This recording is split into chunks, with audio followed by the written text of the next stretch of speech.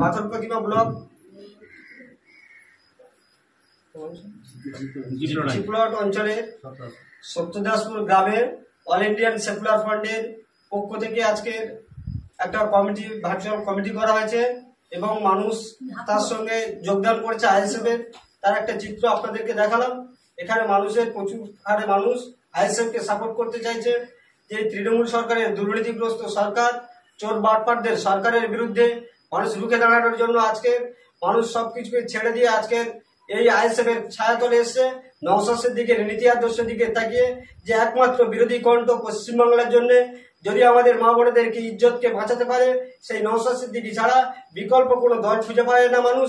তাই আজকের Indian secular ফ্রন্টের হাত ধরে মানুষ দলে দলে আইএসএফ কে যোগদান করছে এবং অধ্যাপক অজয় কুমার দাসকে সমর্থনে আজকের মানুষ জিপলাটে আমাদের সঙ্গে একত্রিত হয়েছে এবং সেই সাথে পতাকা উত্তোলন করেছে। 4 থেকে 500 মানুষ আমাদের সঙ্গে দলে যোগদান করেছে।